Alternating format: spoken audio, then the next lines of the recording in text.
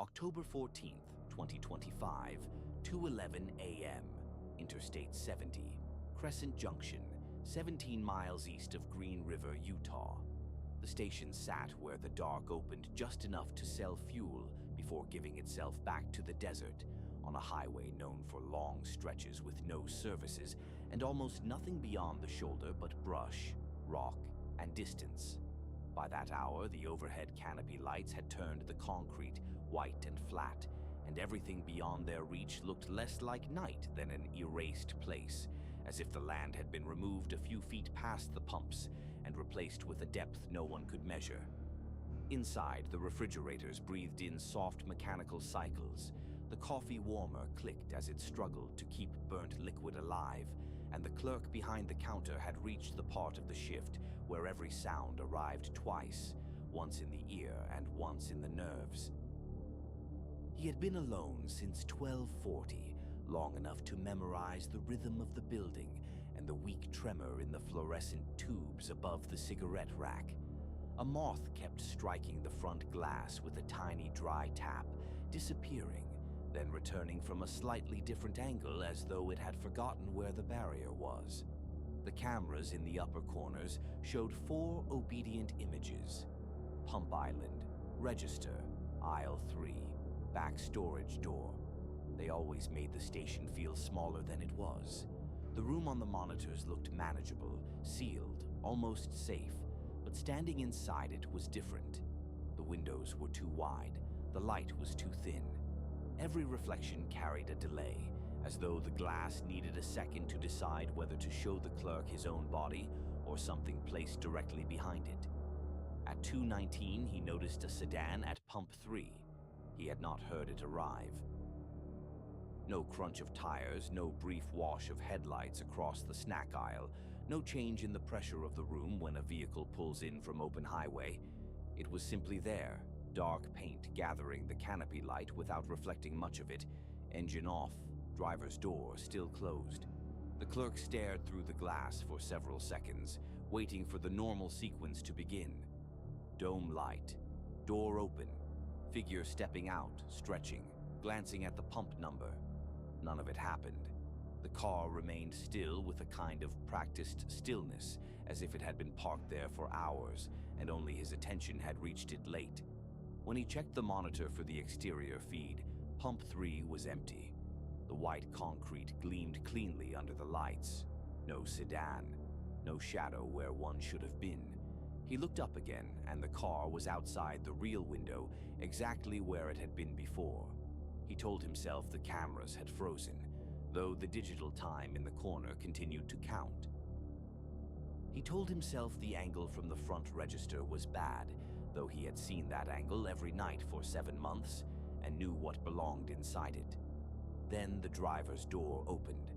A tall person got out with the slow care of someone stepping onto an unfamiliar floor, not the quick heaviness of a traveler stiff from the road. There was nothing theatrical in the movement. That was the part that unsettled him. The body crossed the bright concrete without hurry, hands at the sides, head slightly bent, coat hanging almost straight despite the wind.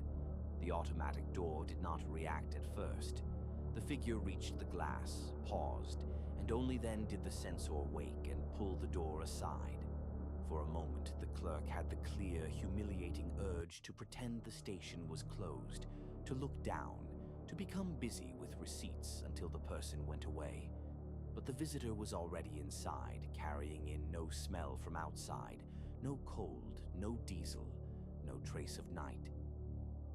Up close, the face seemed ordinary in separate pieces and wrong when taken together. The eyes were dark, but not with any striking color.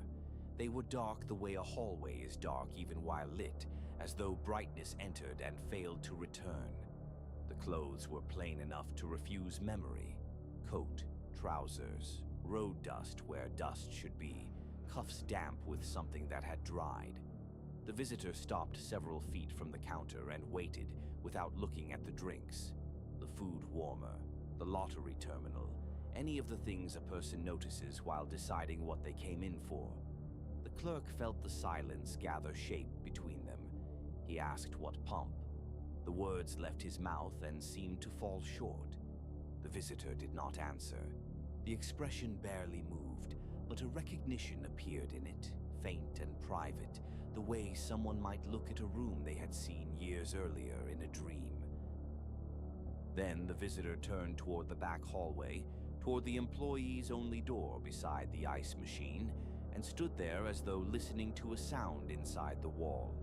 There was no door alarm when it opened. There should have been a hard electronic chirp tied to the cheap sensor the manager had installed after cigarettes went missing in spring. The clerk heard only the soft scrape of the metal push bar, and then the small hollow quiet of the stockroom beyond. He came around the counter faster than he meant to, anger rising first because anger was easier to hold than fear. The hallway light beyond the door flickered once and settled into a weak amber pulse. He stepped in far enough to see shelves of paper towels, motor oil, cardboard boxes beaded with old dust. No visitor. The back exit was still chained. The mop sink was dry. The room carried the stale mineral smell of concrete that never warms. For several seconds, he simply stood there with the certainty that someone was in the space with him, but arranged differently, occupying the same room according to rules that did not line up with his own. Then the receipt printer at the front counter began to run. The sound was violent in the empty station, a sudden mechanical spilling. He returned to find a strip of paper dragging onto the floor and curling over itself. No sale had been entered, no pump had activated. Yet the printer kept feeding line after line. The ink faded in places, then strong again, as if the machine were struggling to keep pace with something being sent from far away. Across the receipt, where gallon totals and card approvals should have been, there were only timestamps, each one a minute ahead of the next, extending toward dawn. 2:24, 2:25, 2:26, 2:27. Beside every time was the same status, not itemized, not priced, simply a single word repeated with bureaucratic calm. Arrived. The clerk tore the paper free, but the printer started again almost at once, producing the next minute in line. Arrived. Arrived. Arrived. By 2:31, the strip had reached the floor and touched the sole of his shoe. That was when the phone rang on the counter by the register. Not the public line from the number posted outside, but the old beige handset used for vendor calls and management, the one that almost never rang after midnight. When he answered, there was no voice, only the low, open hiss of distance and a faint, layered sound beneath it, many soft impacts coming at regular intervals. It took him too long to realize he was hearing footsteps, not one pair but several, approaching over a hard surface with the slowed, disciplined rhythm of people moving through a corridor they knew in the dark. He listened until another sound separated itself from the rest, the automatic door opening somewhere far down the line, then opening again, as if the same set of doors were being crossed repeatedly by whoever kept coming in. He hung up and found that the station door had slid open on its own. Outside, Pump 3 was occupied again, then Pump 4, then Pump 2. Vehicles stood beneath the canopy in a neat row, all unlit, all still, shaped clearly enough to be counted and never clearly enough to be described afterward. The cameras refused them. Every exterior feed remained empty except for the lights and the pale concrete. Yet the building responded as if the lot were full. The floor gave tiny tremors through the tile, the kind engines send into the structure when several drivers idle at once. The glass front held shifting patches of reflected metal where no metal should have been. One pump clicked, resetting itself. Another began to count upward with no nozzle lifted. The clerk backed away from the windows and became aware of how exposed the room truly was, how the aisles offered concealment without protection, how the mirrors above the coolers allowed him to see portions of the station he had never wanted to see all at once. In the convex curve of one mirror, Figures had entered the store behind him. They stood between the shelves in the blind pockets. The main lights did not fully reach, each one facing forward, each one waiting with the patient posture of travelers at a checkpoint. When he turned, the aisles were empty. When he looked back to the mirror, they were closer.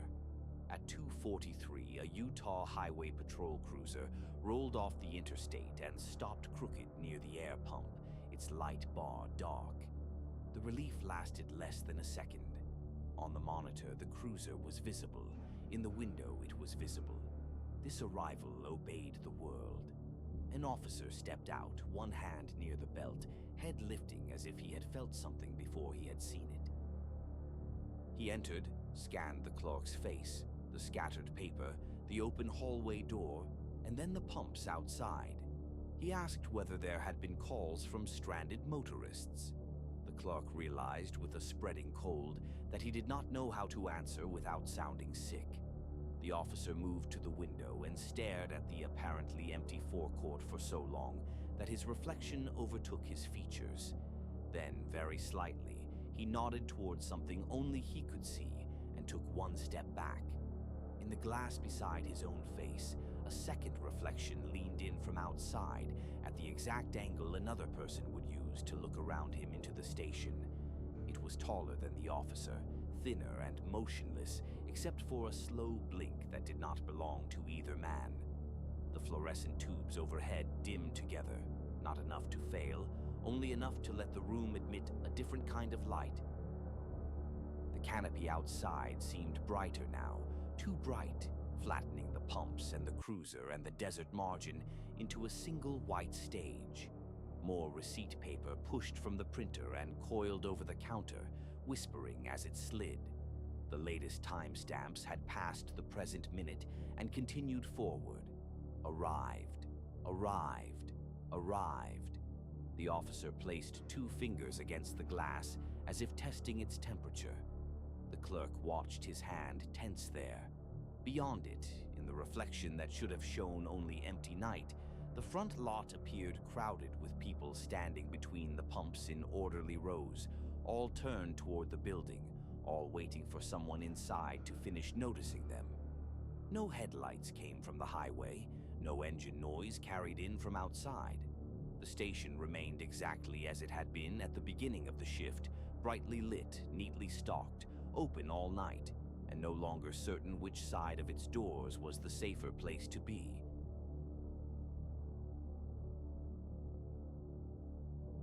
At that interchange, one of the few lit stops along a long, isolated stretch of I-70, the gas station sat under a white canopy with almost nothing around it but road, rock, and distance.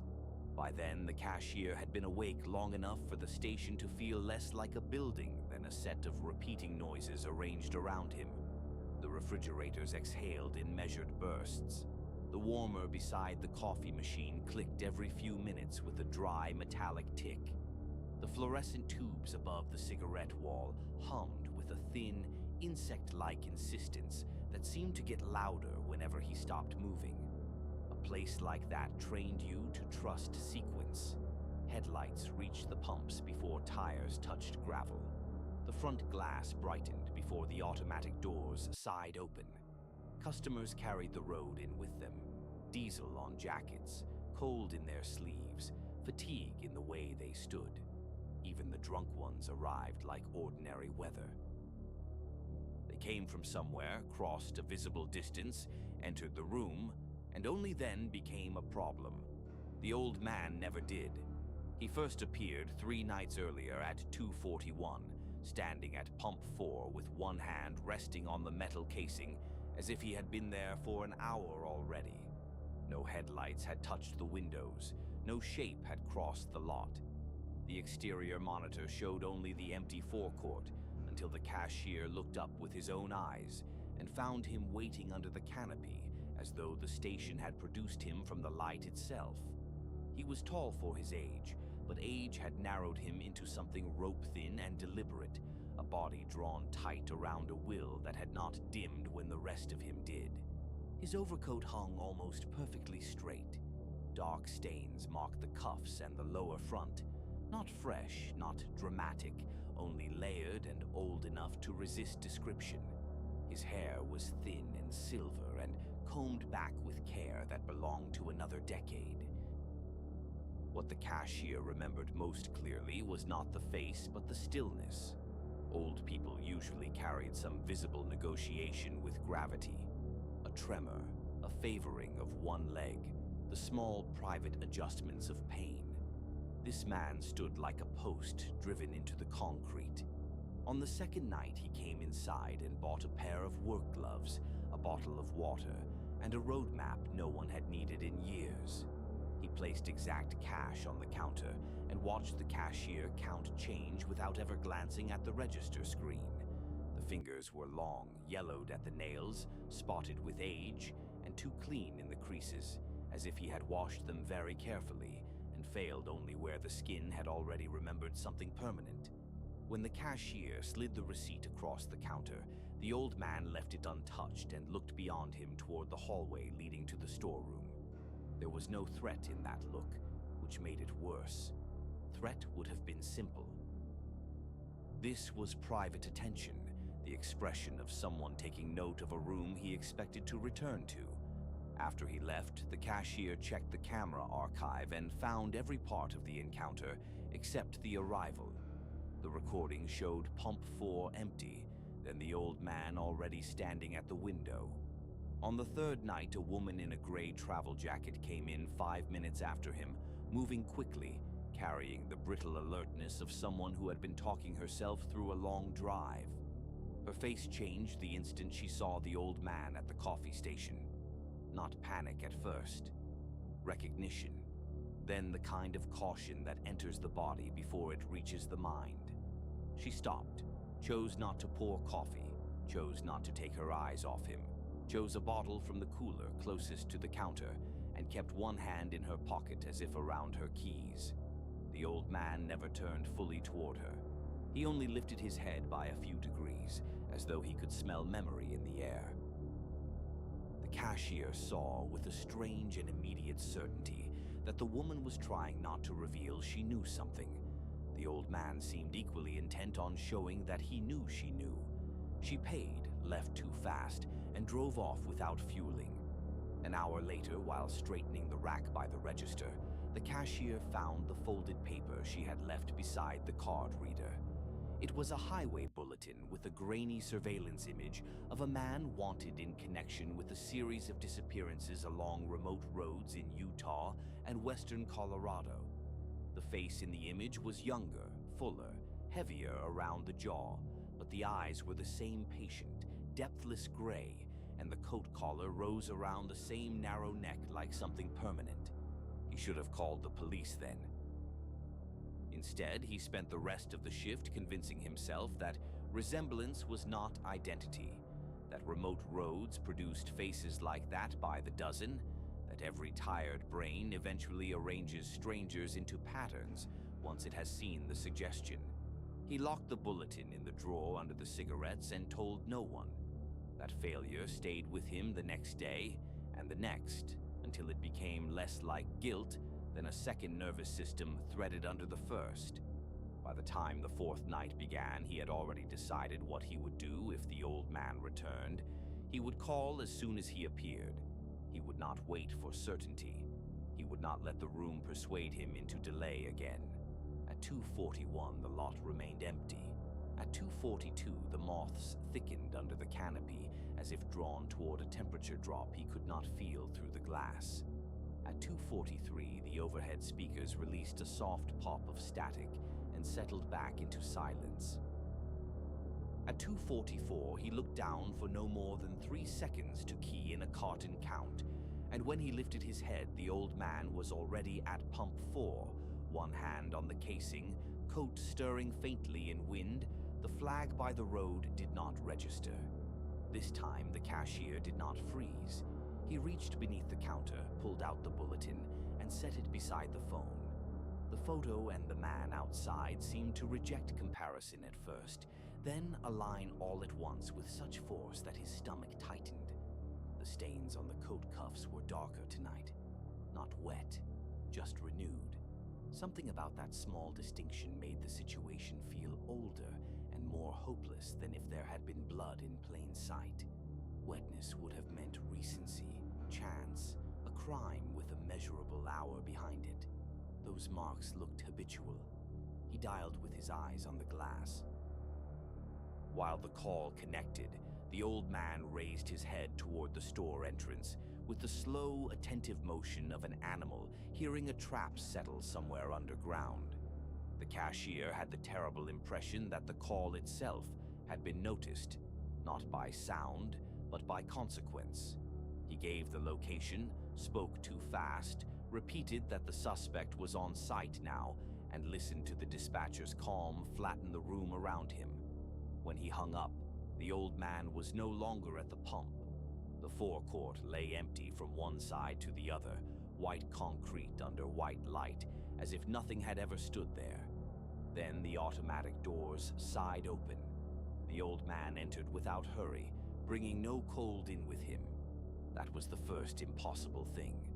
Outside, the temperature had dropped near freezing, and every customer before dawn arrived edged with it, carrying the desert night in seams and sleeves. This man crossed the threshold untouched. The second impossible thing was the smell. Not rot, not alcohol, not fuel. Damp wool, old soap, and beneath both of them a metallic sweetness, so faint that the cashier doubted it until he felt his mouth flood with the copper taste of stress. The old man set a single item on the counter, a disposable camera still wrapped in sun-faded cardboard. It might have sat on the rack for 10 years. The cashier did not reach for it. Up close, the old man's face looked less like a murderer's than a widower's, someone thinned by a private endurance too long practiced to fail now. Yet the stains at his cuffs had gathered in the fine branching cracks of his hands. One nail carried a dark crescent under its edge. His eyes moved to the bulletin on the counter, then to the cashier's face, and there was recognition there, not of being caught, but of being expected. No words passed between them. The silence had already become too structured for language. The cashier felt something primitive in himself insist that if he spoke, the room would choose sides. The old man slid exact bills onto the laminate and left the camera where it was. The fingertips lingered beside it a second too long. Then he turned, not toward the entrance, but toward the dark line of the side corridor leading to the restroom and supply room. The cashier stepped out from behind the counter in the same instant. The storeroom door eased inward by itself. No alarm sounded. The old man stopped at the corridor mouth and lifted his face slightly, as if hearing movement behind the wall. The cashier saw then that the back of the overcoat was marked too, not by one broad stain, but by thin vertical traces, old spills washed and worn into the cloth. Too narrow for fuel, too placed to be accidental. The old man continued down the corridor, and though his pace never changed, the distance between him and the cashier seemed to increase faster than it should have, the amber bulb above the mop sink pulsing once, as if the station had blinked. When the cruiser arrived, its headlights finally performed the sequence the room had been begging for all night. Light crossed the windows. Gravel answered. A car door shut. A body with ordinary weight approached at a human speed. A Utah Highway Patrol trooper stepped inside, one hand near his belt, scanning the store with the deliberate caution of someone used to roadside calls, turning stupid without warning. The cashier pointed toward the corridor and found that he could not make his voice work above a whisper. The trooper went back first, the cashier following with the humiliating relief of a child trailing an adult into a dark garage. The hallway was empty. The restroom stood vacant. The storeroom contained shelves, oil bottles, cardboard, mop buckets, and a chained rear exit that had not been opened in months. No old man, no broken latch, no place a body could have gone. The trooper's flashlight tracked across the floor, paused, and lowered. Near the shelf base lay the disposable camera from the counter, though neither of them had seen the old man carrying it. The trooper used a pen to open the back and roll the exposed film free. He held the strip to his flashlight beam, and both men leaned close without meaning to. The negatives were murky, but each frame held the same setting from a slightly different angle. Interiors of gas stations, convenience stores, service corridors, motel lobbies, all shot at night, all apparently empty. Empty until the eye adjusted. Then, somewhere near the edge of each image, half in shadow or caught in reflection, there was always a figure facing the camera. In some frames, the figure stood behind the register. In others, it waited in a doorway. In one, it seemed to be leaning over someone bent out of view behind a counter. The trooper moved through the strip with increasing care until he reached the last frame and stopped. The cashier knew the angle at once. It was this station, this counter, taken from the front entrance after midnight. The fluorescent lights above the cigarettes, the lottery display, the rack of maps. And behind the counter, where he should have been, the cashier's place was occupied by the old man, standing with one hand flat on the laminate, staring directly into the lens while something dark, human-sized and folded wrong, lay on the floor behind him. The trooper looked up first, not at the cashier, at the convex security mirror above the coolers. The cashier followed his gaze and saw the corridor behind them, reflected there in a warped silver curve. The corridor was no longer empty. The old man stood halfway down it, motionless, hands at his sides, the overcoat hanging straight, his face patient and almost gentle in the amber pulse. In the real hallway there was nothing. In the mirror he remained. The trooper turned too fast, found only shelves and concrete, then looked back. The old man was closer now, not by steps but by subtraction, as if part of the distance had been removed while they were busy proving him absent. The cashier felt the entire station contract around one unbearable understanding. It was no longer enough to know the old man was a killer. Murder was only the small, practical outline of him, the part that fit inside bulletins and jurisdictions and evidence bags. Whatever kept bringing him to Pump 4 each night had made killing look almost secondary, a side effect of some older habit he carried from place to place, like a suitcase no one else could lift. The lights dimmed by a fraction. The trooper's radio hissed once with a burst of soft static. That sounded uncannily like breathing through old cloth. Neither man moved. In the mirror, the old man stood at the corridor mouth now, though the real hall remained open and bare. His right hand rose slowly and rested against the wall with the absent familiarity of someone checking into a room he had used before. Then the automatic doors at the front of the store sighed open again, admitting no wind, no headlights, no sound of tires from the interstate, only a larger silence entering the building and settling among the shelves. The cashier understood, with a calm so complete it felt borrowed, that the old man would continue to be found connected to disappearances, bodies, blood, and all the ordinary aftermath by which the living try to classify evil. But what frightened him most was the thought that those things were only what remained on nights when the station managed, by accident or grace, not to keep what had actually come in.